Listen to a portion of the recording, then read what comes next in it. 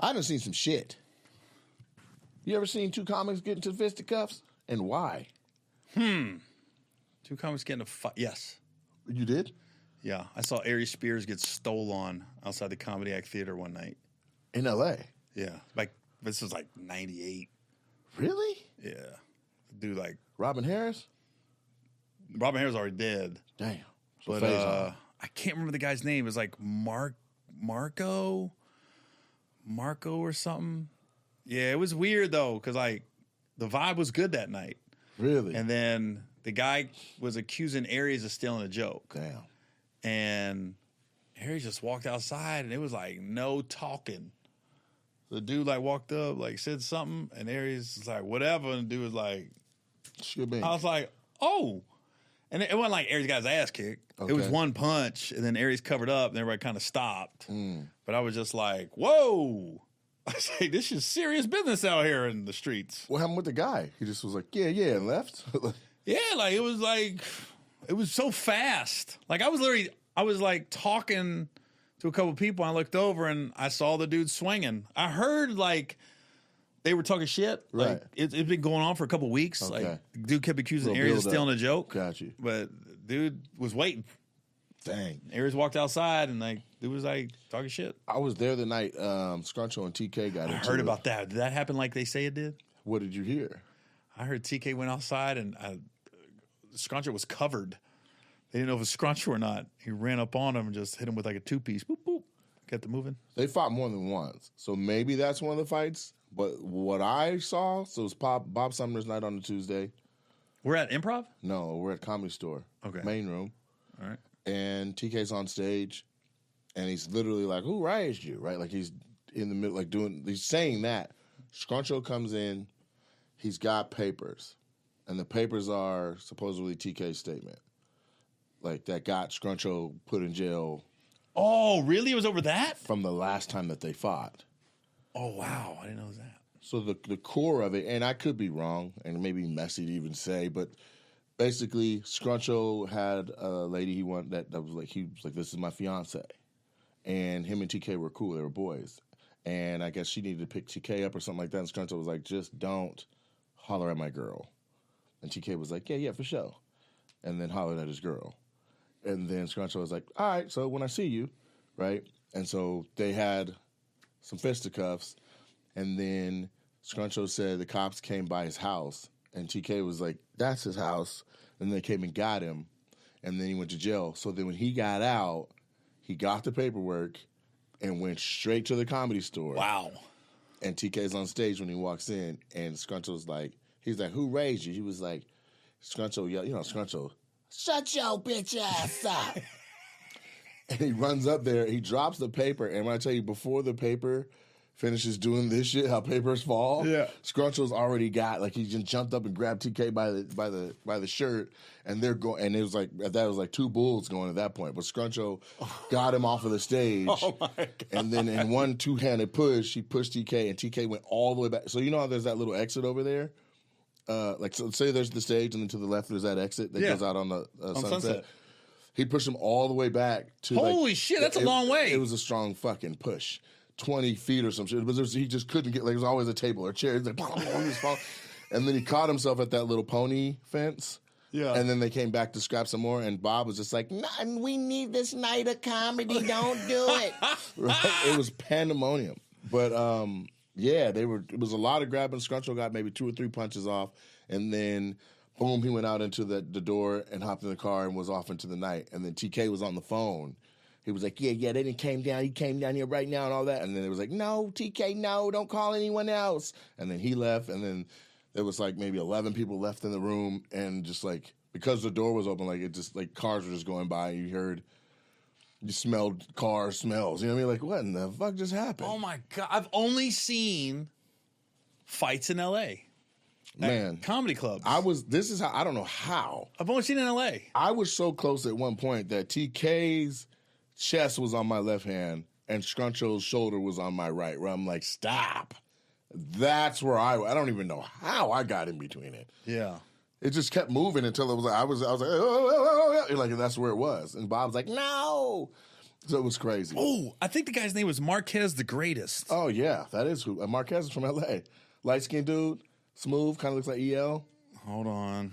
No, this guy had dreads almost. He cut his hair, though. He was on a heavy set guy. He was a skinny dude. Skinny, really skinny. That's Marquez. And the other fight I saw, I wasn't there. That's who. Aries was fighting with Zoe on Corey's podcast. I saw that.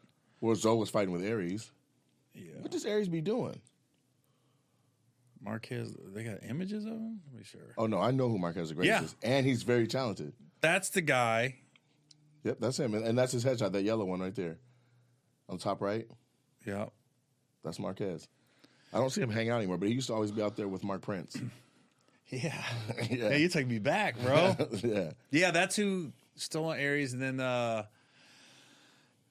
yeah, I don't know why. I was Aries like, why were they sucker. fighting? And they were like, TK gets knocked out once every decade. Now, I haven't been present for every decade, but I'm like, what do you mean? Someone's like, he stole Russell Simmons' card. He stole somebody else's something. So, like, Diddy's, Eddie Murphy's watches. Something that, like, what was he doing? He stole Diddy's credit card, supposedly. A black card or something. Eddie Murphy's watches. Okay. Back in the day. I don't know. Once a decade. Somebody was like, he was due. That just was glad it literally what wasn't they me. chalked the whole thing up to. I'm glad nobody's ever, like, comics never come to me crazy. Yeah, I don't get it either. I'm pretty laid back, though. I'm pretty, like, You be going off on people, though. not like that. You be going off on people, though. Not like that. You be going off on people, though. Name one. People be getting gone off on. New clip. Okay. I went to a club. I don't know the name of the club, but I think it was an improv. And there was a GM there and a lady. And she was real nice. But one of the stories she told me was, you were like, I'm not going on stage until my fruit is cut. My writer says my fruit needs to be cut. Pineapples need to be cut. No, you're talking about Chanel. No. I never would not go on stage because my pineapple isn't cut. They said, they're like, Gary Owen. They're making shit up. They're making shit Well, up. let me finish their lie then. All right. They're like, next to me, it just says Gary Owen, and you don't go out. And then she comes to the groom and she's like, they're calling you out. And you're like, that's what's up. But my pineapples are supposed to be cut, and these are still in rounds. Am I lying? So she's like, okay. And then you're like, okay. And so you sit. She goes, okay. You go, okay. You're like, she's like, somebody give me a fucking knife. So she says she has to cut your pineapples and dice them. She dices lying. them up. Who told you I'm just this? telling you what was told to me. That's a lie. All this is a lie. Let me finish the lie. They dice up the pineapples. As soon as she finishes the last cut, you're like, and now I'll go perform. Don't even eat them. Walk out, crush for an hour, and then come back and you're like, have my shit cut up next time. That's what my writer said. That sounds so dope. I didn't do it. Sounds But that dope to sounds you? like a fucking dope ass rip. Come back next time. You'll learn. So that's the legendary story I had. And that through that story, I was like, I gotta have Gary at the club, but I swear I was like, cut that fucking fruit up. Let me ask you something. After working with me for a week. Did you notice your watermelon was in slices Friday and Yes, I diced did. Saturday? It was different. Because I said, he's being nice because we're cool, but you have got to cut that fucking fruit up. I did notice that.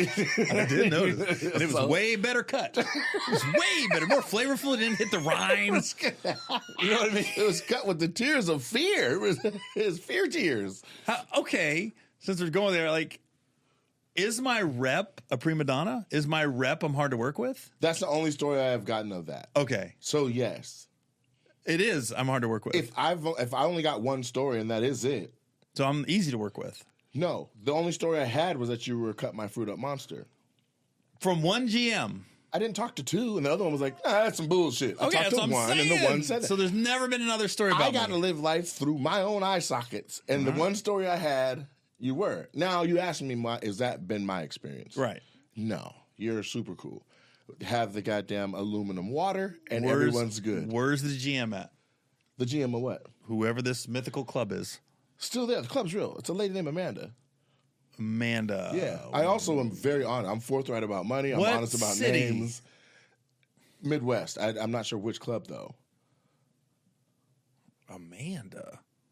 It's the club where you do it. If you come out the front door, there's like a kiddie park right there. A kiddie park. A kiddie park? Yeah, it's like, I think it's Ohio. So it's not Columbus? It could be. Or Cleveland or Toledo? Not Cleveland, because Cleveland's the one that's on the water with the boats outside. Yeah. Not that one. Columbus is in the mall. No, it's not in a... Well, is it an open air mall? No. This is an open air mall. Is it Toledo then? That sounds... I don't know, because Toledo has where all the black people bring their chairs down and kick it. So I don't think all you got is Dayton. It must be Dayton. Maybe. Dayton. It has to be Dayton. Man, it's probably bullshitting then. She's a sweet lady, and it all sounded so real. They probably was lying. Dayton is the one, like, it's on the second floor. I don't know. I said, you better cut that goddamn fruit up. That's all I know. That's never happened.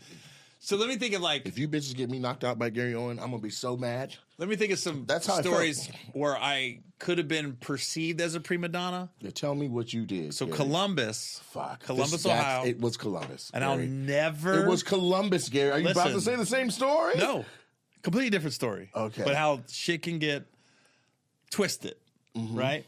I'll never forget it. Yao Ming was a rookie. It was the first night he was playing against Shaq. Okay. So I've never been to Columbus Funny Bone before. Okay. So I'm there doing something, and I say, hey, let's stop by the Funny Bone. I'm here in a couple months. So I walk in just to say hi. I don't care who's on the show. Right? I came to say hi to management, say, hey, I'm excited. I'm coming here in a couple months. And I'm walking, and that's when I see Yao Ming's playing Shaq. And I go, oh, okay. Sat there for a few minutes, watch the game. And then I go, the door guy, nobody's like saying anything to me. Not saying hello. Are you trying to get to the show? Nothing, right? Right. So the Columbus One back then had the swinging two doors. Yes. So I pushed open the two swinging doors, trying to get stopped, trying to have somebody say, hey, what are you doing here? I want to be like, hey, I'm a comedian. City.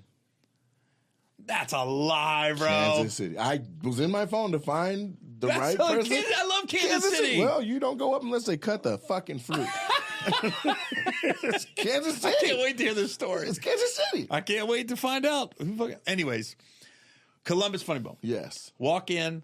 As soon as I opened the double doors, I got rushed by security. I was like, hey, you ain't paying for your tickets. I'm going, I'm not trying to get in. Like, my hands are up. Right. Like, they escort me out to the bar. I'm out the bar, and I'm like, yo.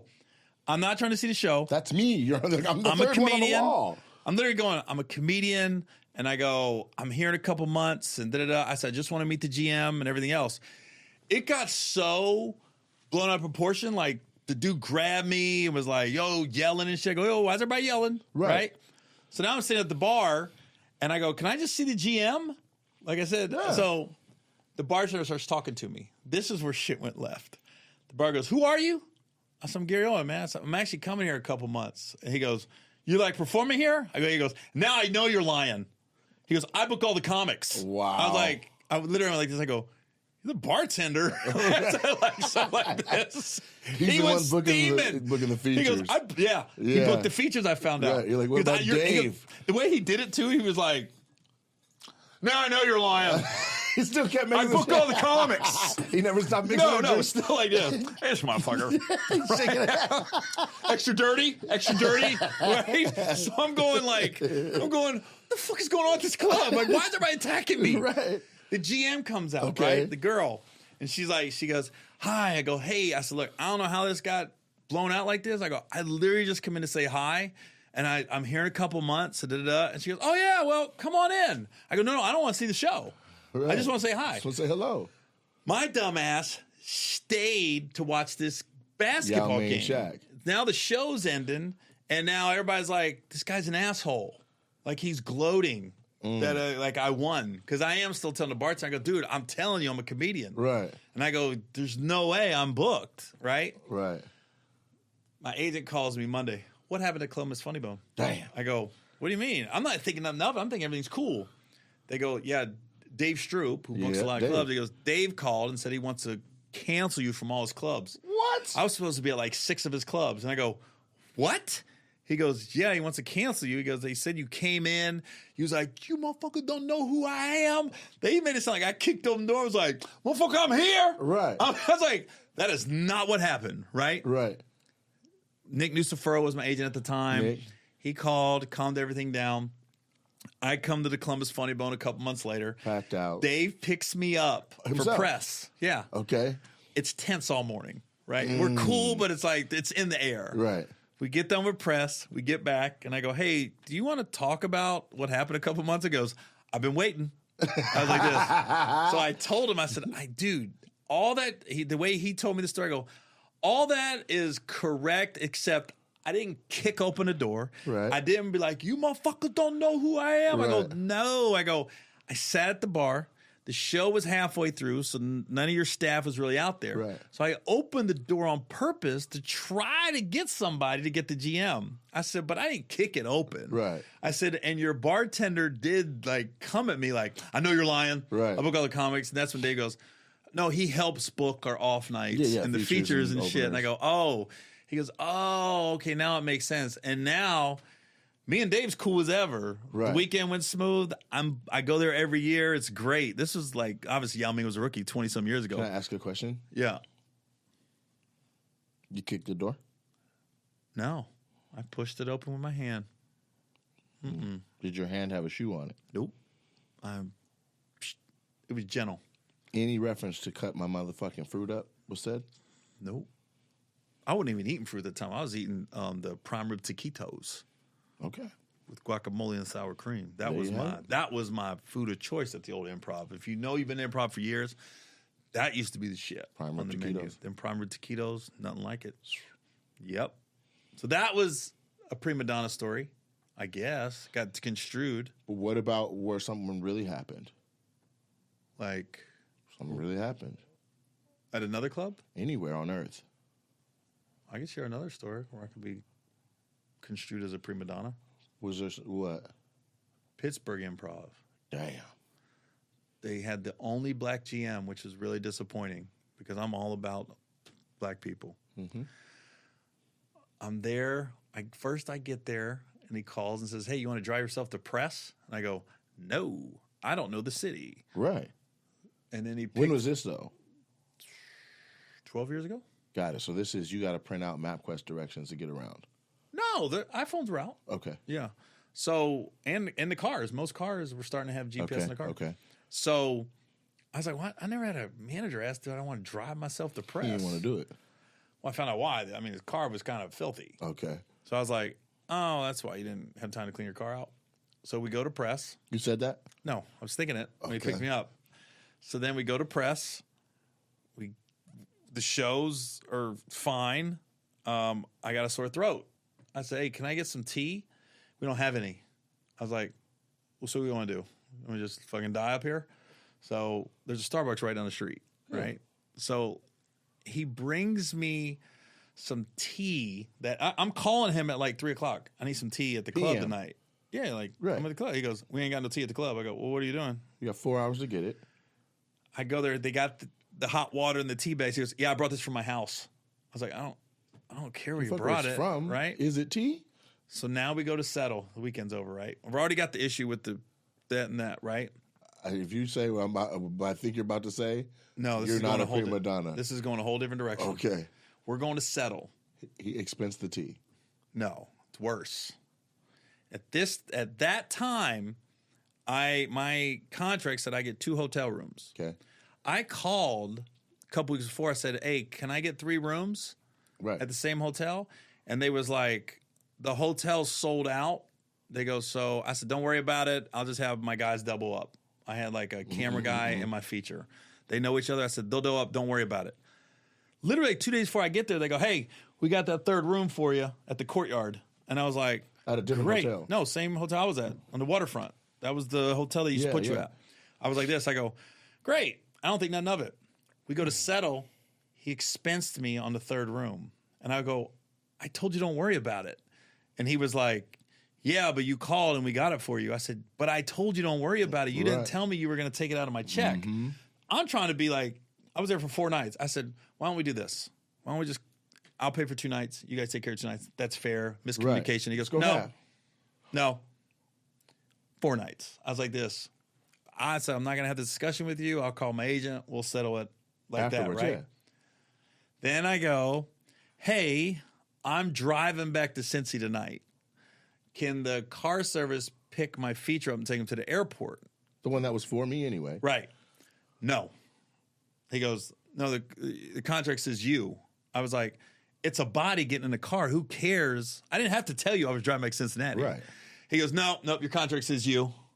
I was like, I'm sorry, was I being a dick this week? And he goes, huh? I go, was I being a dick this week? He goes, no. I go, why you treat me like that? I go, you're fighting me on everything and you're penny pinching. Right. He goes, dude, I'm just going off the contract. I was like this. All right. I left it alone. Called my agent. They worked it out. Everything got smoothed over. 6 months later, I get a contract for Pittsburgh, like in 6 more months, like a year later. Right. I said, I don't want him in the building. I said, I'll come. Gary. I do not want to see him. I do not want to hear an apology. I do not want to hear an excuse. Right. I do not want to see this dude. They was like, well, he's the GM. I said, I don't got to come, but I don't want him there. And then sure enough, I came. He wasn't allowed in the building. So when I went to settle it was like some girl. She goes, I've never done this before. She's trying to rectify. First of all, you guys take her all the rooms. Show me the numbers. 4 days. Yeah. I was so mad at that dude. I was livid. I was like, come to find out. Now I'm telling the story to a few people. They go, dude, Charlie Murphy snapped on this boy one night. I said, what do you mean? He goes, Charlie Murphy was in the green room smoking weed. Okay. This same GM that was penny pitching me and going off, he went into Charlie's dressing room. He goes, hey, there's no smoking in the building. They said Charlie opened the door and said, all right, you got 2 choices. He goes, I can stop smoking weed, but I'm not going up, and you're going to tell all these people I didn't go on stage because you didn't want me smoking weed in the dressing room, or you can get the fuck out and we can start this show. Right. It's like, Charlie's my fucking spirit animal. Yeah. I was like, that's the second story that I had a slight issue with somebody. Right. That they came back and said Charlie Murphy handled it like I wanted to, but I didn't. There was Birmingham, Alabama, there was a radio morning show, and they told me before I went there. This is the Dome, Bruce? Stardome. Got it. They told me beforehand that the station, they get great numbers, but they're shock jocks. They like to fuck with people. Yeah. I said, I'm game. Yeah. Whatever. Literally, I get up there, and this is before Think Like a Man. So they go like this. They go, no, all right, we got Gary Owen in the building. Where do people know you from? I was like, well, I was in Daddy Daycare. They go, yeah, like anybody saw that. And I was like, motherfucker, man, I got 150 million. Right. Everybody saw that movie. I was like, I've done some duds. Right. That wasn't one of them. That And I was wasn't like, one of them. I was like, oh, this motherfucker just reaching, right? I play along. I knew they'd try to go in on me. It was fine. We get off, right? We're driving back, and the GM at the time of the start, they goes, dude, they go, I wish you were here when Charlie Murphy was here. I go, please share. He goes, Charlie Murphy went on the show, Please and we share. told him, we warned Charlie everything, Right. and Charlie goes, I got it. He said, the guy goes, so Eddie Murphy. Charlie goes, I'm going to stop you right there. He goes, my brother's name comes out your mouth one more time, I'm going to knock your teeth down your throat. And Charlie got on the teeth and starts smiling. The guy goes, hey, he goes, one time. Teeth down the throat. They said Eddie Murphy did not come out of his mouth the rest of the interview. I go, so all that shock jack, motherfucker wasn't stupid. Yeah. That's funny when they said, That's hilarious. one more time. Right. Teeth down your throat. I said, oh my God, I miss Charlie. I didn't know Charlie like that. He's tough. But that's just one guy that I was He's like, the one yelling out on Delirious. oh my God. The Dude. heckler is like, we love you, Eddie. Hey, shut up, bitch. Yeah. That's him. Did you ever meet him? Yeah. Like numerous times? No, once. So I met him. I was at the Improv, and then they were like, "Oh, it's a bunch of comics down at this place next door." And I didn't know the name of it, but there's like they were known for oysters. And so I go down there and I meet him, and he's just sitting there. There's the biggest oyster plate I've ever seen in my life, and Charlie's sitting in a booth eating oysters. He's like, "What's up, little motherfucker?" And that's it. That's you you met him? That's it. What's Charlie up, was little great. motherfucker? I wasn't like, He was sitting with Freeze Love. yeah, Freeze is open for him. Mm-hmm. So I wasn't like, I'm not gonna act like I was super cool and all that, but every interaction I had over the years was always just genuine. He talked to me like he knew me for years. You know what I mean? What's up, Gary? How's it going, man? How's the fam? Just regular shit. yeah, and I was like, it's just how he was.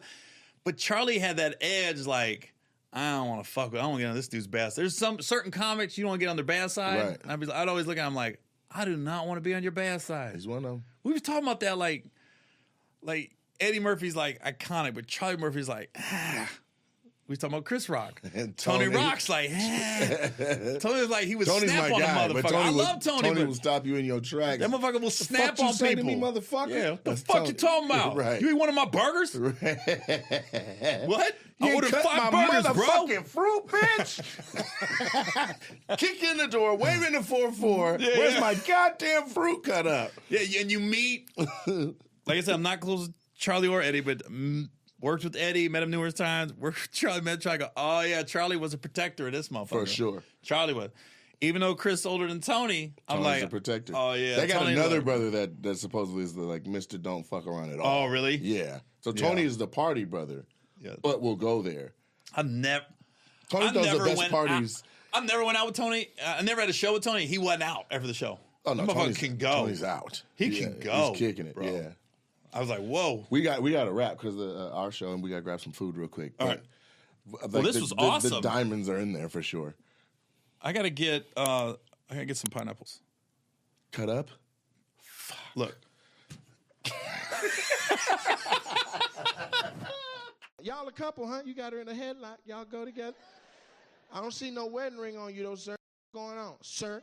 Sir, where's your goddamn ring at? You literal head. You look like a peepee. How long y'all been together? So 1 year? Don't be trying to round up. Almost 2 years. How'd you meet her, man? Tell me about your love's origin. Why are you yelling? We are 6 feet from each other, sir. I met her. Where'd you meet her at? At the Bob? Oh, the bar next door is called the Bob? And it was Halloween weekend? And who did she go as? Count Dracula with that goddamn hairline? Yeah, yeah. One, two, three. You better stay alive or she gonna be a widow with a widow's peak. Yeah. Damn, the hairline is pointed. You look like an avatar. Earth, water, fire, chicken nuggies. All right, well, let's see. This lady got an oversized forehead. Let's talk to her. The one on the right. Oh, that must be relatives. They both got the same head. God damn, y'all got some big ass foreheads.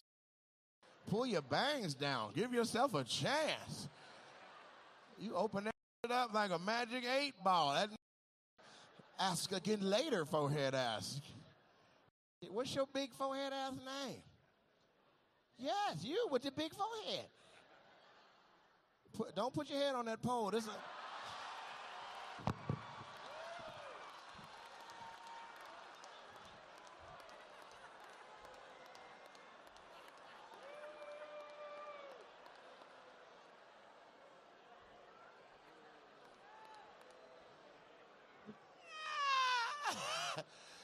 Okay, lean forward, and put it in the middle of the camera, of the screen, and then move your hand off your face, baby, and then look right at the camera, please. Now show the other one. Now go back. Now show the other one.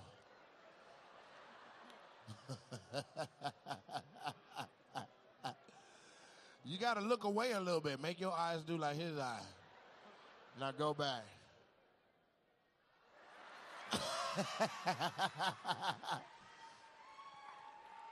She look like the Gerber baby all grown up. What's your name, baby? Lily? That's a beautiful name. Outstanding. Lily Pad. And what's your friend's name? May? That's it? Okay. Are you guys siblings? Oh my God. Rock, paper? Lesbians with the same forehead? That's how y'all met, huh? You were like, God damn it, I swear to God, I'm looking for. She was in the bar sitting there taking shots. You hate my fucking forehead, man. Jesus Christ, what the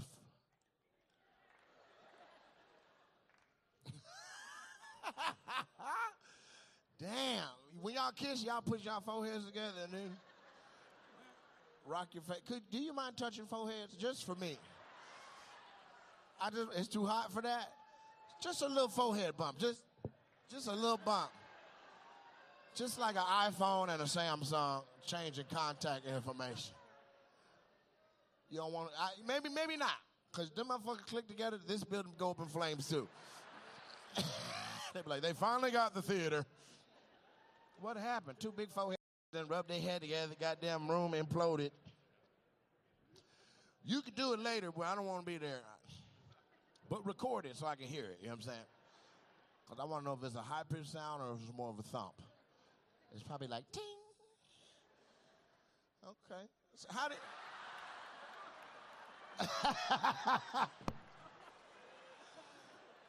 It's on fire. What do you even Google to get heads touching?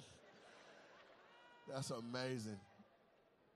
Nice to meet you, Lily and May. Thank you, baby. I got you. You're so beautiful up there. Yeah. You sure y'all lesbians? Okay. May, you sure you dedicated to this? You locked in? All right. I'm trying to blow their heads up. Hey, what's your name, man? I appreciate you. Aaron, nice to meet you, man. A.A. Ron. And then this your queen right here? She got her arm behind your arm. I like that little body language. Yeah, I can see how she got it up under your arm and popped out. You hanging on to her fingers? Let me see y'all body language. Yeah. Oh, you got her hand on you too. I see what you're doing. Yeah, that way you like, yeah, warm your hand up, babe. How long y'all been together? 6 years. And you love her the way you holding on to her like that? Outstanding. How'd you meet her? In Barbados. Oh, were y'all both in Barbados? On vacation? Holiday? You were on a vacation and you just bumped into her? And y'all from the same place out here? I'm from Toronto. You from Toronto? Shut the f*** up, Darren. Shut the f*** up. No, it's okay. I'm just with you. He's like, what the f***? My grandma. Got it. So you go all the way to Barbados. And you in what, about a foot of water, treading through the ocean? And you see her frolicking? She got a ponytail going like this.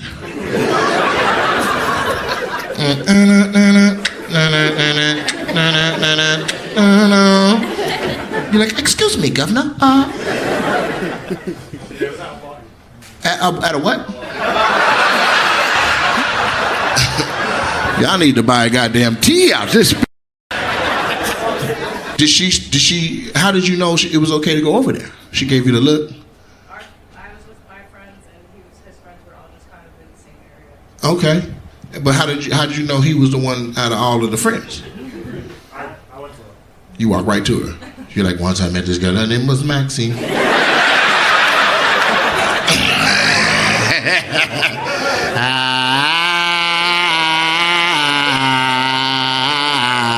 She was like, do it. You were like, oh my God, I'm in love. How did you keep, how much did you hit her every day? With letters? Text messages? Sometimes you gotta write a letter, man. You gotta be like, man, after you read this note, I want that. Do you got a good job here or something? What made you be the anchor? You were like, I gotta get the out of here. Drake about to get his ass whooped by Kendrick. And so do you like it here? It's a lot different in Toronto. There's nothing nowhere to go, but there's a lot more parks, good subways, or underground systems. Oh, they don't call the subway? Oh, you fresh. Yeah, we was on the train today. I don't like that shit. A motherfucker was right here breathing on me. And normally I would react, but everybody had somebody on them. I was like, is it going to be like this all the way to the stadium, Trenton? And you're happy? Yeah. Scale from 1 to 1,000. 10,000. 10,000. Wow. 10,000, prophet. And for I'll die for her. Here, Toronto, Antigua, I'll die anywhere for my queen. Wow. You love him back that same amount or more? Who loves who more? No. Couples know. Look at each other. Who loves who more? She's like, it's me. I came here from Toronto. I left everything I love for you. What do you say, baby? You've been waiting patiently? For what? I've been dancing everywhere, but you want to make sure I get you. Oh, you pay more money than the other people? Okay. What kind of privilege you got that I got to stop finding her love? She just threw the at me. Can I catch it? God damn. It's still in the air. It's floating. It's like, excuse me. She literally just slapped your out there. She's like, psh. But what's your name? Jamie Lynn? Okay, Jamie Lynn, nice to meet you. Do you have white people and black people here?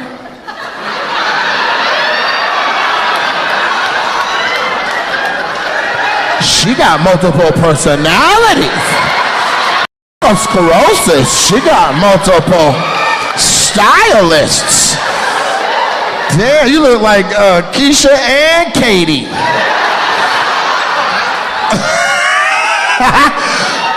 Missionary, put your head down.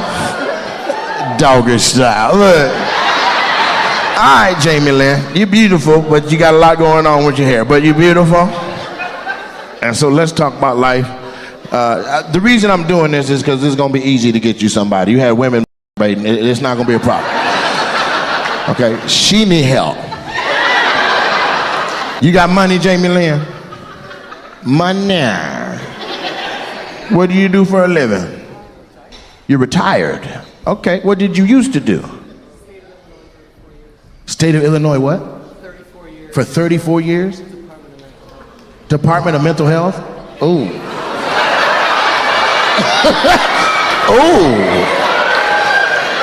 I was just kidding when I said the thing about the multiple personality. That was just a joke. She'd be like, it's too late. Both of us gonna be at the car tonight to stab you in your fat ass. Me and me. We gonna be outside.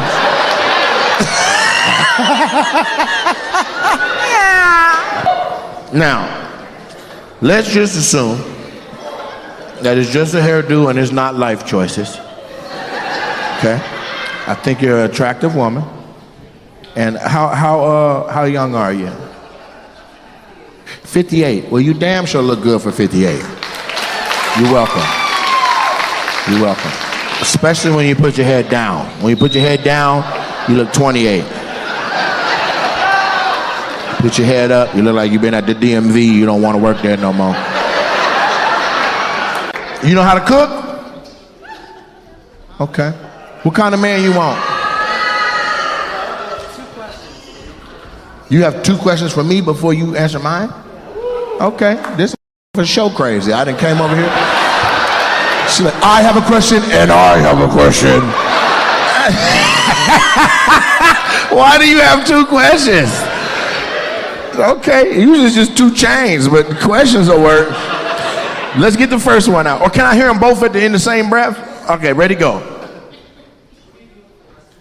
What am I doing for the rest of my life? Okay. Living. And the second one was what? Will I marry you? That's why she did that to you. She be like, she about to take my husband and my husband. She didn't want to do that. She's like, I'm not going to do nothing. I'm just going to let the mom. I'm just going to say so. Yeah, no. But somebody will. Plus, you gotta treat me better than that. You gonna ask me, you gotta be on your knee with a fat ass rock. I'm a lady, nigga. Just asking me all willy-nilly out loud and shit. You know what I'm saying? Even like if you got your heart set on me, trust me, it's brothers built like me all over the country. It's a gang that used to be phenomenal athletes and blew their knee out and had to figure out something. Matter of fact, it's a right there built like me. We didn't even have to go that far. Look, he looked like me and Shouty combined. What my name is, head ass. Show him. Tell me he ain't built like I'm built. Go down. Look, that's how my stomach is. If you like this, you'll love that. How old are you? He 50. You like brown boys? Leave him outside. The longer he out there, the browner he gonna get.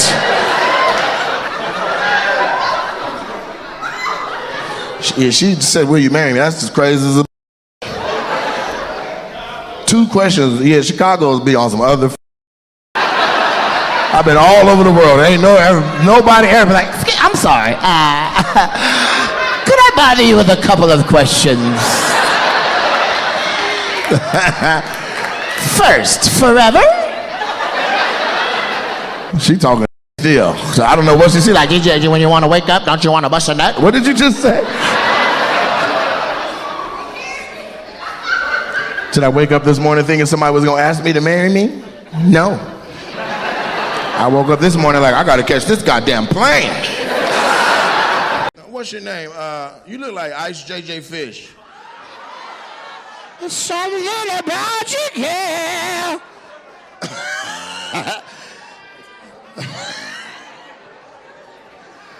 So I have to apologize. Because whatever I thought I was about to do for you, I just f***ed up myself. But let's take a crack at it, okay? What's your name? What? Joseph. Okay. Stand up, they want to see you. Give it a spin, Joe. Is that a ponytail? You got good hair? Is that what that is? All right. What do you do for a living, Joseph?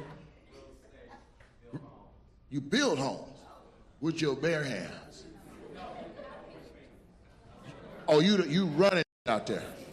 Okay, so you the foreman. Something like that. Well, let's be specific. What is it?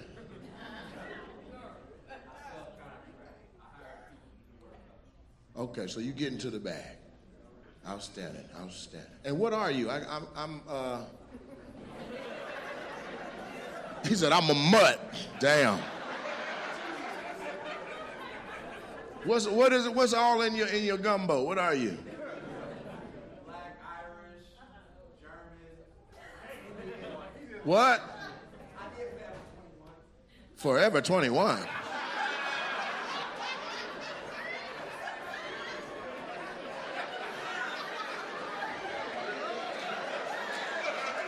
What?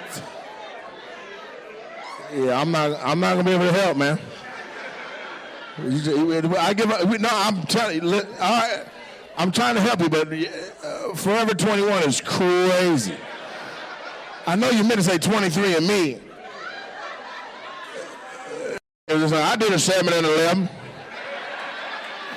I did a 1, 2, 3, 4, 5. God damn. What up, beautiful people? It's your boy Nate Jackson. It's another episode of Opinionated. Listen, a lot going on. But here's what's on my mind right now, right? Have you ever gotten like a frozen dinner and then you heat it up and then the outside be hella hot, but the inside still be ice cold? You ever had that happen? I'm sick and tired of that being my experience with people. Like, if you gonna be around me, can you be consistently the right temperature? I'm sick of it being one way on the outside, and then when we get to the core of what you are and what you're about and who you are, that the shit is ice cold. It's not different. It's not the same. It's not consistent. I can't stand that. whether that's in business, whether that's in faith, whether that's in friendship, whether that's whatever it is in, you know what I'm saying? Cut it out. Also, worst case scenario is if you're, I don't know, an employee of somewhere and you give that same experience off. You know what I mean? What happened to the people that were the rocks? The people that were resolute? The people that, if we talk on Monday and then we don't talk again for 2 weeks, that when I talk to you again, wherever we were at on Monday is still that. I'm extremely that. Like, I don't need to see somebody every single day and to have, what have you done for me lately, energy and you know, to maintain how I feel about the status of said friendship or interaction. Like, I don't need that. What I need is people to be consistent. Just be consistent. I'm not even going to box you in. You can grow, you can change, you can literally, you can have bad days. But at the end of the day, for a Leo person, for a Jackson, and for particularly me, I want to know that I can rely on wherever we were at, that it's that. It's not like, oh, because time passed, shit didn't change. Because I for sure expect to come to you with the exact same energy as the last interaction. What is it? I haven't seen you. I can't stand a "what's up, stranger" text. Who the fuck are you talking to? Like, I'm the same person, right? This is why certain relationships in your life, you know, if they stop, or you know, the sad thing, if you lose somebody or somebody is no longer in your life, the sad thing is, even though you weren't, let's say you weren't close on the day-to-day, but you've been consistent for years, you now know that consistency there's not another meetup of that stature, of that level. There's not another embrace coming. You know what I'm saying? And people that are like me, people that got like attainments, and people that move and groove the same way I do, got the same sentiment. I don't need to see my cousin every day to be like, I love you, cousin. When I see my cousins, it's like, oh, we hit it off right away. But now that things are moving in my life and the needle is pushing or whatever, people are for some reason testing that theory to see their value in my life. It's one of my new pet peeves. And so when people say, don't forget the little people, y'all don't understand. I can't speak for everybody, but I'm literally the same. Your perspective of me has changed or needs to, and just act accordingly. What's the big deal? It blows my mind. You know what I'm saying? It just blows my mind. Another thing that bothers me, since today I'm just going to be talking about what grinds my gears, is amnesiac people. If you come to me and you ask for help, I am gracious enough to give it to you, literally take you through a crash course, literally help you strategize and architect whatever you're trying to accomplish through project management skills and what I've learned in college. But if it comes up, direct or indirect, where did that come from? Where did you get that from? Where is this new surge in productivity? Where is this new surge in whatever? Where you got this needle push person? I think that you should say where the fuck it came from. I think you shouldn't belittle it to a goddamn jersey. Okay? And I'm not picking a bone with any particular person. That's just an example I chose to use because you guys can at least scratch the surface of understanding what I might mean when I'm talking about that. This is something that's been consistent in my life for years. Ever since my knowledge base or my knowledge level hit a certain point to where I actually could be a resource for other people. Some people come around the right way. Some people come around the wrong way. Some people come around in a disguise. But you recognize the characters. Then somebody can try to smash, take, steal, swipe, whatever your sauce, and then justify it by being like, but don't you teach that? I had a friend, because this, I'd say it, this ain't about Gary. I had a friend that literally stole my life plan. My mom does strategic goal guides for entire school districts. She's an educational consultant. And I took her whole program for an entire school district. This is maybe 15 years ago. And I plugged my immediate intermediate, and then long-term goals into it. And it was extremely powerful because it had benchmarks and expectations for when things were supposed to be done. But it helps to take a grandiose idea, a dream that seems fathomable, and make it to where it's one step at a time. Just do the steps and you look up and you've done the whole journey, right? No journey starts without one step. So this just breaks it down into little tiny attainable goals. And then you look up and now you're the doctor that you wrote down. Okay. And my best friend at the time, I was like, I want you to be able to plug your life into this so that you can have some direction and be able to chase your goals and bring things to fruition.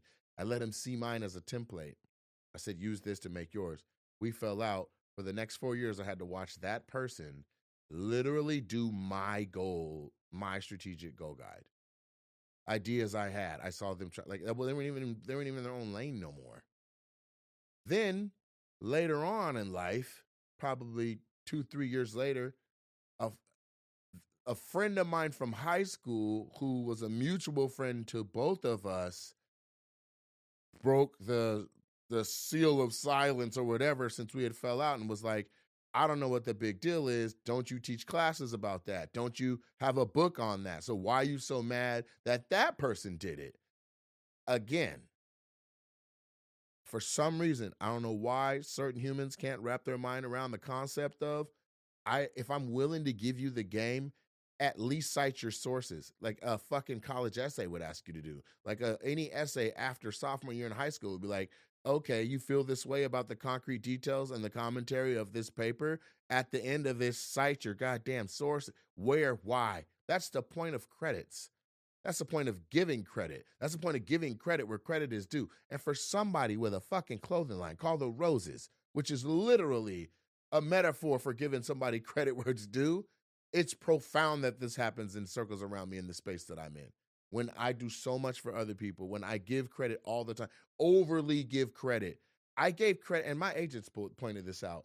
They're like, bro, you did special things on a tour called I Did It, I'll Do It Myself, where you definitively put together an entire tour and did all that shit yourself. This is before, and we all built around that and turned it into where we're at now. But on that, I'm like, special thanks to this entity, this business, this company. Like, because even though I'm saying I'll do it myself, no one is truly by themselves. So you have people who are out here doing things with group efforts, with teams of people. And then when it's time to say thank you or pay homage to somebody, or God forbid you say their name and it gets them some goddamn work or business or something, you don't. It's wild. Then what's even more perverse is to flip it and turn it into something trivial. Whether that's a jersey, whether that's a, hey, don't you teach that? So why are you mad that they're using it? Whether that is to take your ass across town and use the knowledge I just taught you to throw a competing show. Whether that is to, whatever it is. I can't stand it. That's the second pet peeve. I just want people to be consistent. What up, beautiful people? It's your boy, Nate Jackson. Listen, between my busy schedule and summer plans, sometimes all I got is a couple minutes. That's it. Factor Meals helps me eat smarter with tasty chef-prep meals that are dietitian approved and delivered right to my door. And now, with more than 65 weekly meals made for how I live and what I like to eat, I've got even more ways to fit in a real meal wherever the day takes me. They got more variety and even more meals. Choose from a wider selection of weekly meal options, including premium seafood choices like salmon and shrimp at no extra cost. You can support your wellness goals. Enjoy even more GLP-1 friendly meals, and now Mediterranean. You can support your wellness goals. Enjoy even more GLP-1 friendly meals and the new Mediterranean diet options that are packed with protein and good for you fats. You can savor global flavors. Listen, for the first time, you can try Asian-inspired meals with bold flavors influenced by China, Thailand, and more. I use this, and you should too. Eat smart at factormeals.com/opinion50 off and use the code opinion50 off to get 50% off your first box, plus free breakfast for a year. That's code opinion50 off at factormeals.com for 50% off your first box, plus free breakfast for a year. Get delicious, ready-to-eat meals delivered with Factor. Offer only valid for new Factor customers with code and qualifying auto-renewing subscription purchase. Factor. It's the real deal. Also, some of y'all grandmamas were hoes. Your grandma's a hoe. And you need to just grasp that. Your grandma was a hoe. And so since she was a hoe, whoever she was the parent of, they got that hoe in them. And then you got that hoe in you. So if you want to get rid of that line of hoe-ness and hoe-assness in your line of hereditary, you got to put a stop to it. The same way children have to grow to a certain age and be like, I'm going to stop this trend of alcoholism in my family, or I'm going to stop this trend of high blood pressure, or I'm going to stop this trend of whatever the thing is. You got to wean that whole assness out of you too. You don't have examples at home to be like, if your grandma a hater, your mama a hater, you a hater, nigga. You don't even know how to move without hating. You don't know how to move without being the antagonistic pessimist because you don't have examples. You need to surround yourself and put yourself on a diet of uplift, on a diet of positivity, because you a hoe. And it's beyond you. You came out a baby hating, nigga. You're a hoe. And some of y'all grandma really, really are hoe, like promiscuous, nigga. And that's not on the point. Your grandma used to get packed out like a brand new box of Newports. Just getting their cheeks clapped on a camping trip in an army Jeep. You got a black and white picture, look like she was going to a diner. And she went to a diner, all right. Guess what happened at them drive-in movies? Cheeks clapped. That's your granny. It's your granny, bro. Fellas, you dating a new girl, you're trying to figure out what her essence is and what she's about. I'm going to put you on some game. My dad told me, find out about her mama. Find out about her mama. Because that's who most women get their sensibilities from. Is the mama crazy? Then what would keep the baby girl from having the same sensibilities as her mom? She's watching how her mom deals with stress, watching how her mom deals with arguments, and that's her example of womanhood. Do she sock her nigga? Did her mama sock her daddy? Do she yell? Is she la, la, la, la, la? Well, what kind of household did she grow up in? Did they yell? Is that normal? Because what your normal is as a kid can establish what you think your normal is as a parent. Unless you break that shit. Kids raised by the TV got short attention spans, with all the stuff you know from the studies, then they grow up and guess what they do? They watch a shitload of TV still. They let their kids watch a bunch of TV still. And the TV is the parent. Track down the mama. How big is the mama's knees? I know you're going to look at that and be like, this nigga crazy. But it's just like picking out a puppy, man. You want a big dog? Go get the one with the biggest paws. It's going to grow into them paws. Your girl petite right now, you meet her mama got motherfucking elephant kneecaps. Your girl going to have those when she hit a certain age. She's just going to flat out hit those. Unless her dad is, built some other kind of way where that's what she got. But she going to go into that. Also, is it gay if you talking to a girl and she finding a motherfucker right, and but then like you see a picture of her daddy and you realize she looked like this nigga? Is that gay? I don't know. I have a theory if you got to ask the question. If you ask about whether or not it's gay, you gay for asking? I'm saying it's gay. What part of it is gay? I don't know. Just if you got to ask. Yeah, but it's a female. I wouldn't ask that question. Man, listen, my homegirl Kiana from high school, she was like, when people were like, hey, who the bad bitches at your school? Kiana will fuck around and get listed at least in top 5 every time. Nigga, her dad came in from out of town. He was from Texas or something. And it was a grown nigga Kiana walking around that bitch. And everybody was like, oh, wait, what? I'm talking shit. This girl talking shit to her. She caked out.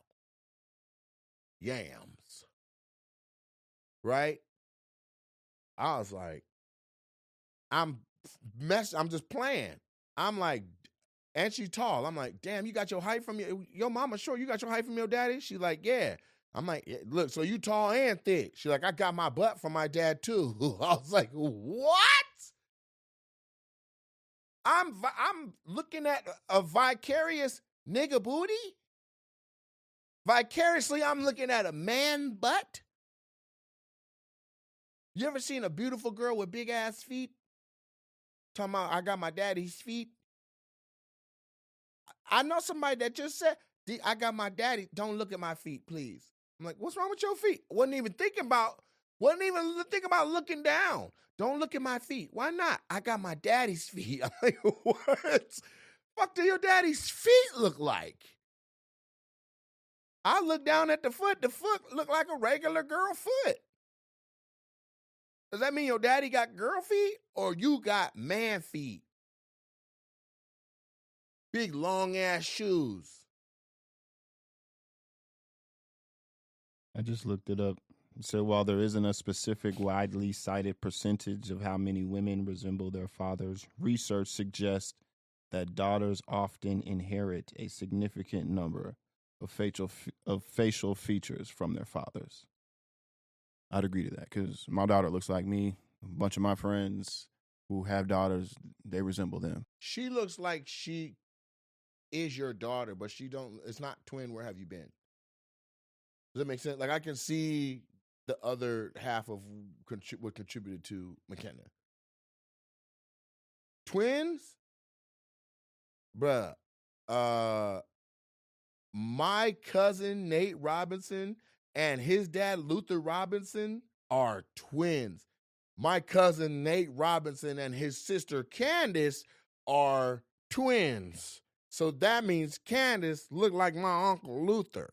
And I mean dead on. It's Uncle Luther getting his hair done. It's Uncle Luther putting lipstick on. It's Uncle Luther doing his eyelashes. It's Uncle Luther getting his eyebrows art. Now, when she do the whole combo, Candace is killing them. But it's Uncle Luther's face. I don't know how else to put it. Now, I'm not sexually attracted to my own cousin Candace, but she keep a boo. And each boo got to meet Uncle Luther. And I know they're going, God damn. I remember in college, there was a boy and a girl twin. The girl played soccer and the boy just went to the school because his sister went there for soccer. And she was a stunner. I seen her in a party first. She was on the other side of a kitchen island, everybody drinking beers and shotgunning and having fun. I was like, damn, she bad. 20 minutes later, him and his friends walk in. I'm like, wait a minute. He looked like a hurry if she didn't have no makeup on and no girl frame and no.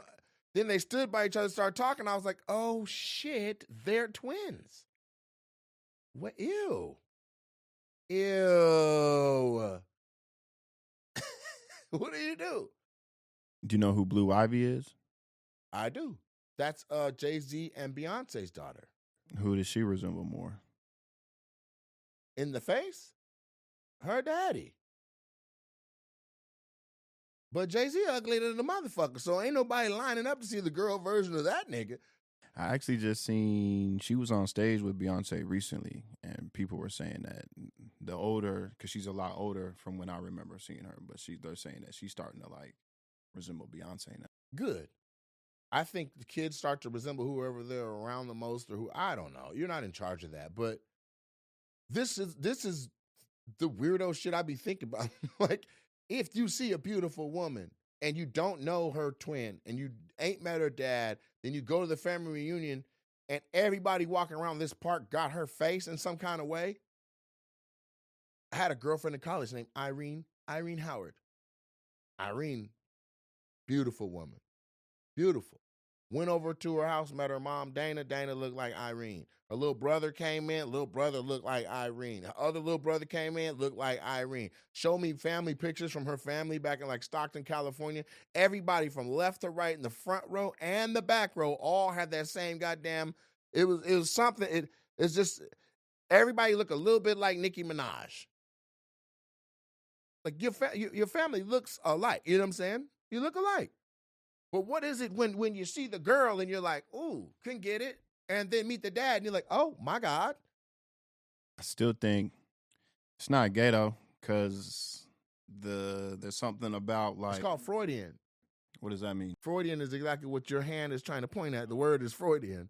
I was thinking like chemically, like if you're sexually attracted to women, there's like a chemical that will just go off in your brain when you see a female that is attracted. And that chemical ain't firing off for no man.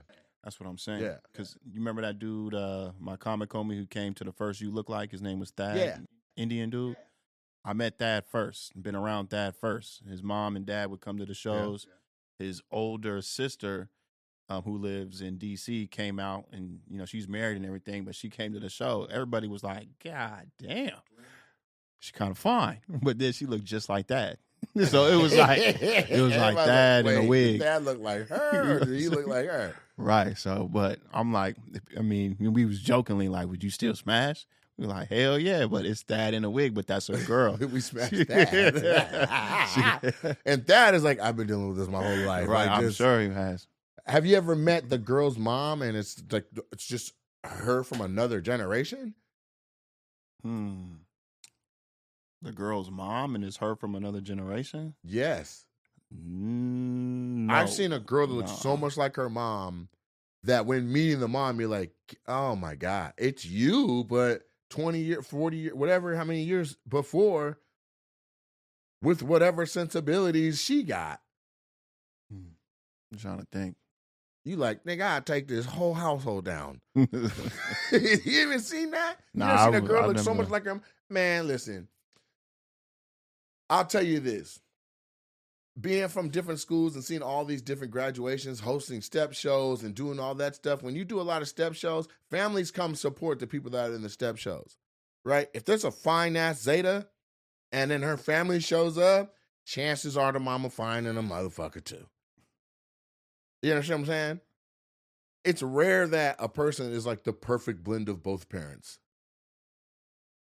I don't think that's as often as somebody, you look more like your mama or you look more like your daddy. You know who you look more like? Who you look more like? Well, I ain't never met my daddy. That nigga who you look like. Don't your sister look like your mama? Yeah, she definitely does. Okay, well then if you don't look like your sister, then you look like your daddy. Yeah, that used to make me mad because all my mom's friends would say that growing up, but I'm like, I ain't never They'd seen be this like, dude. damn, he look like his daddy. Yeah, and I used to get upset. You never met him? Never met him. You're like, I look like me. Right. Yeah, no, you like that nigga. And that's okay. I actually look like a little bit of both of my parents. My older sister, Dabrina, looks a lot like my dad. For sure. But the yellow version and feminine.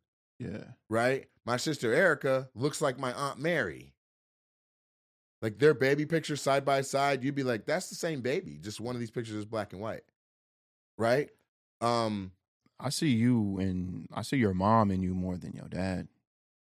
Yeah, but if you had them side by side and saw them, because if I'm with my dad, people go twins. If I'm with my mom, people go twins. It's crazy that I get that. Mm-hmm. But together, I don't know which one they'd be like, oh, you look more like. I know the chubbier my face is, everybody's like, you look like your mama. My mama's a little chunky lady. You know what I'm saying? As soon as I thin out, they're like, I see the Nat Jackson in his face. You know what I mean? Because my dad he's always been either thin or masculine at the same time as thin. But I don't know what that term is called. I'm sure there's a psychologist that is like, oh, that term is called this. But yeah, I think it's a trip when somebody looks on their own. You're like, I'm attracted to that person. And then when their sibling that's a different gender or father or grandfather comes in, looks just like you, like, yo, what the fuck? What? I'm not attracted to the daddy and the brother. Like, you guys weren't attracted to Thad. No. It was whatever she was doing where she took Thad's facial features and hooked it up.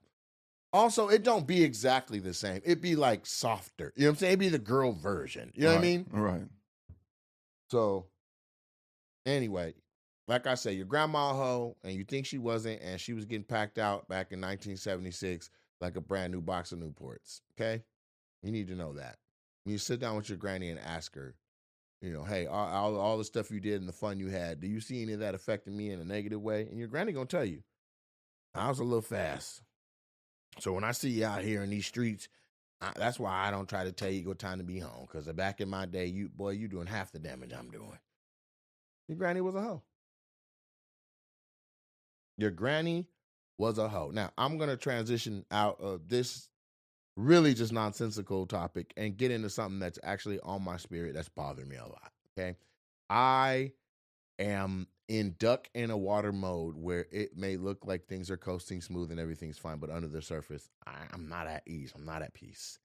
I am actually off-centered. I don't feel 100% spiritually or emotionally. I'm in a state of confusion and flat out wrecked emotionally because the friend I have, the frat brother that I have that has been the most invested in my career since spring of 2004, I'm talking has been to at least one show per year before kids, then with wife, bringing like this whole evolution of our friendship going from boys and young men to mature men has been a shared experience in regards to my career. When I post a video and the video makes him laugh, that's who calls my phone and is like, why are you like this? Like, dog, why would you say that? And he can't even get his shit together enough to try and re-say what I said because he's actually fully tickled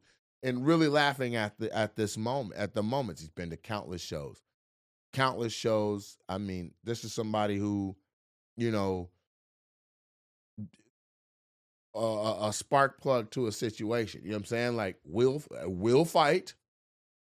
We'll be the little one that all the big ones got to go follow because he done turned up. But it's always for a reason.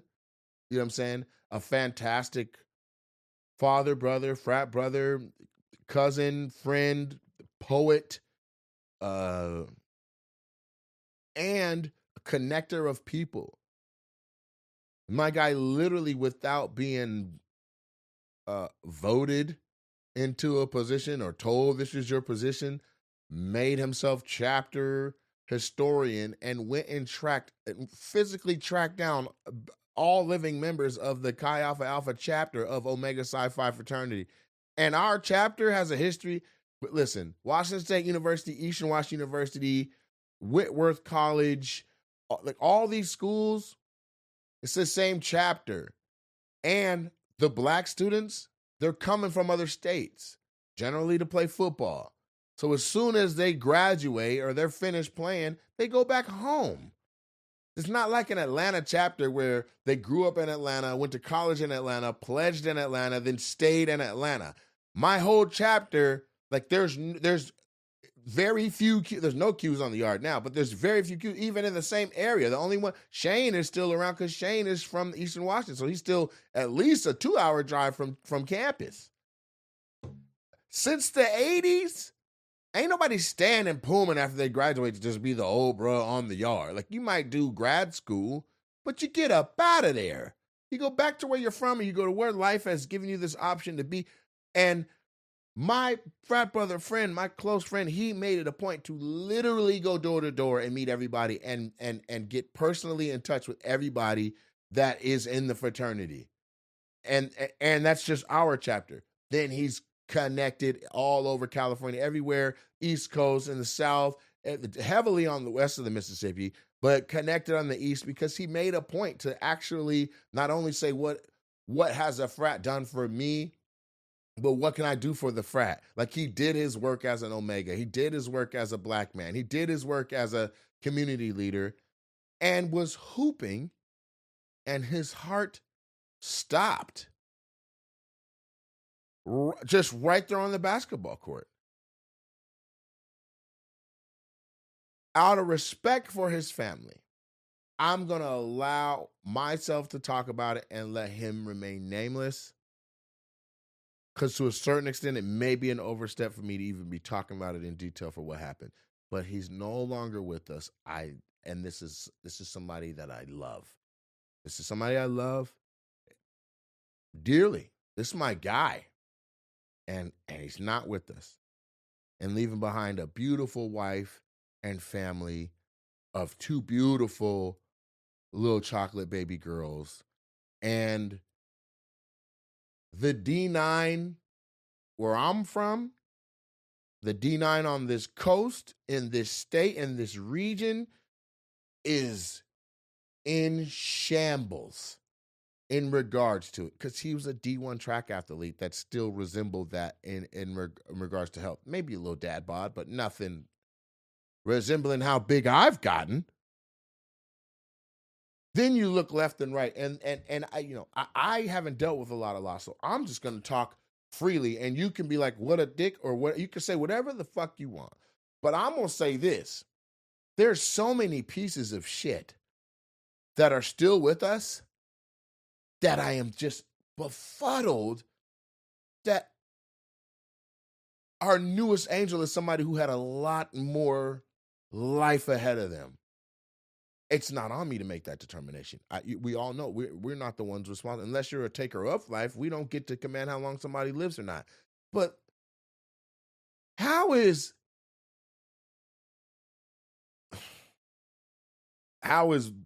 one person still kicking it and thumping around and another person not? How are people from like the big people from all them weight loss shows? I'm not wishing anything on them, but how are their bodies able to keep up with powering that much mass and being massive humans? And then somebody that is literally physically in shape, hearts to stop.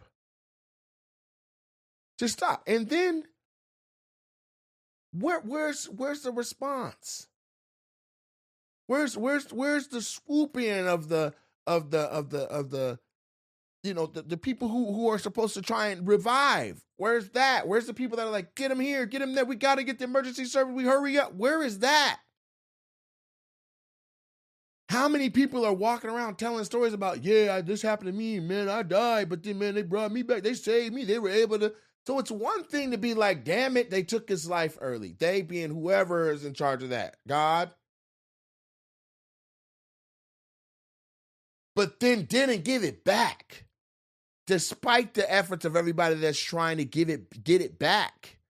There's people that have been out surfing, swallowed a half gallon of water, floated to the goddamn land, and somebody stepped on their stomach and they just start coughing and burping up water. Motherfucker been drowned in the ocean.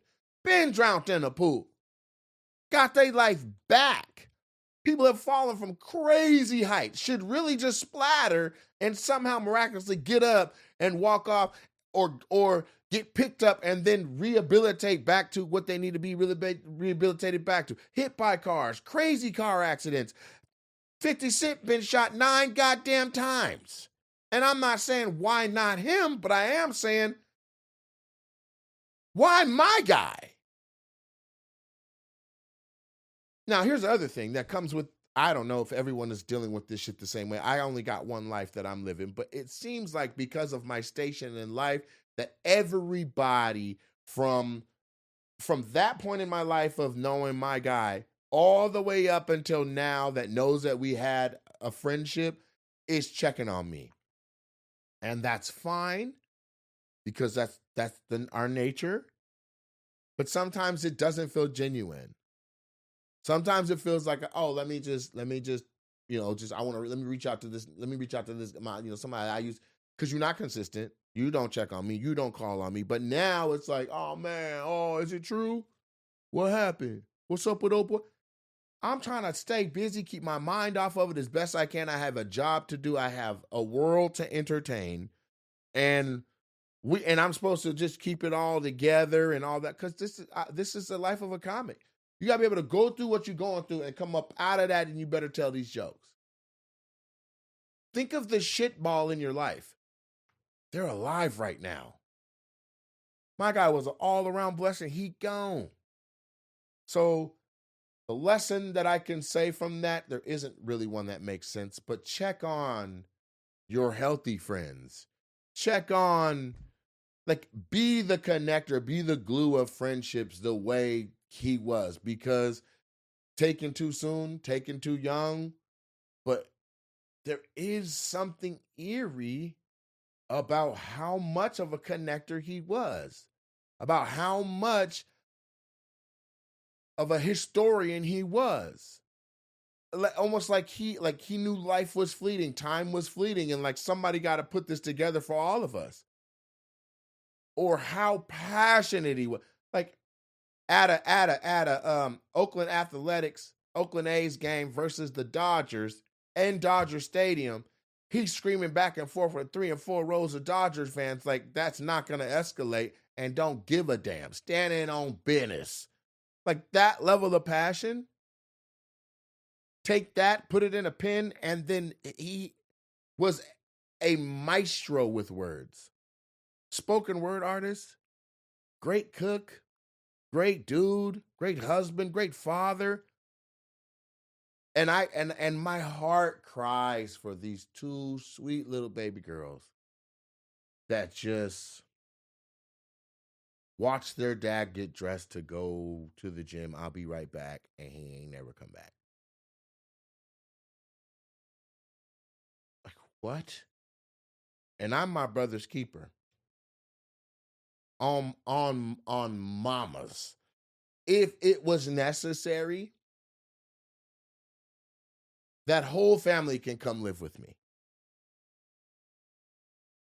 I'd be a great father figure and a great friend. And ain't that what we're supposed to do? Ain't that what the Bible says?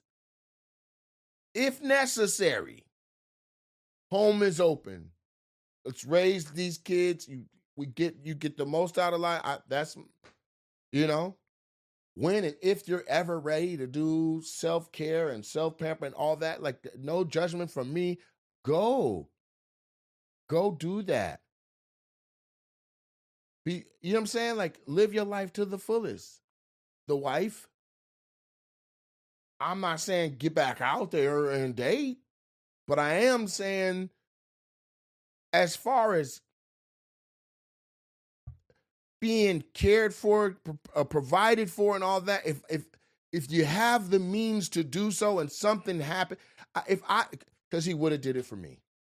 It's flat out that simple. If I had children and something happened to me, unequivocally, this particular frat brother would be like, I'm going to help raise the kids that he's not here to raise, and to the best of my ability to do it the way he would have did it. That's the dynamic.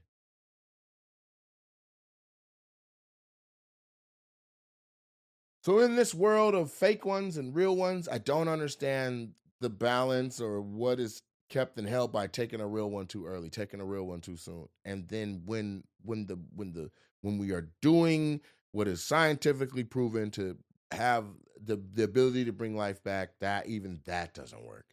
It's almost a double snatching of greatness. But yeah, it's been devastating. I mean, I have frat brothers that as soon as they heard it, people start throwing up. But that's a different level of grief. That's a different level of grieving. That upon the news, your body releases what's in your digestive system. You're shaking. You're crying. You're throwing up. You feel pain in your side. You're sweating. Like all of you, I mean, your endocrine system, your respiratory system, your breathing ain't right. Your heart aches. You're like that level of grieving I have not experienced, nor do I want to. It's inevitable though. No one lives forever. No one lives forever. I am not familiar with loss like that. I have both of my parents still. I was too young to understand what in the hell happened when my grandfather passed at 103, but nobody yelled out too soon at that funeral. I've lost people, but none that have been a part of the fiber and so close and so similar to me and like a brother to me that I have not lost. So, that's that. I'm just sharing, I actually feel like there's more respect in saying somebody's name than there is in not saying their name. I'm talking about Martin Boston. My main motherfucker, man. As far as the fraternity goes, I mean it. I'm not capping when I say he's been to more things, been more supportive out of any Omega and the entire fraternity. And because of that, and because there isn't a bunch of other, like, oh, the bruh support this thing. Like, how many shows we do where I come out on stage and you hear barking from all over the theater? Too many to count. But not every single one. Not if you watch Ricky Smiley shit and you see the bruhs hopping and bruhs all in balconies and 50, 60 bruhs at a show and all that. You don't see me hanging after shows with a shitload of this in every show. You don't see that. Maybe once every so often do I got a frat brother or somebody in the meet and greet line that is aware that I'm an Omega and they are one as well. But not one where I'm like, nigga, that's my chapter brother. That's my motherfucker. You don't see it. You don't, because that's not a thing. Everybody's living their own lives. They're doing their own things. They're with their own families. They're getting their own money. But when I tell you he came to as many, if I was in Cali, he was there. The dog would road trip, dog would drive, dog would fly, dog would catch things. He flew up for the Netflix special. He was here. He's in the crowd. He's on the goddamn Netflix special. Gone now, though. It's insane. So my prayers go out to the Boston family, the Archie family, the Chi Alpha Alpha chapter of Omega Psi Phi, and Martin was a twin. So I don't even know the pain associated with looking at yourself and seeing your sibling that's gone in the mirror every time. That's going to be tough for his twin. But they say twins feel what the other one's going through and all that, and now he, like that. The amount of people that inappropriately have been checking on me, I'm okay with appropriate ones. Trust me, I get it. But the ones that are like, what happened? How he died? What's up? Where he at? Right? Like just the level of insensitivity to the entire thing. Like I literally said, I'm wrecked about the passing of Martin, not thinking about any other person with the name Martin. And people are like, Luther King? Nigga, what?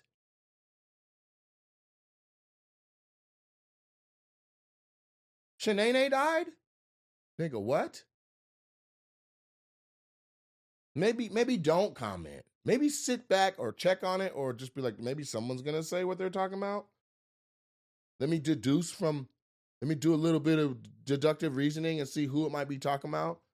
Maybe you go on your own Google and go, is Martin Lawrence, whatever Martin you're thinking of, if you're Martin Sheen, Martin Scorsese, whoever you think of, you go, did they pass?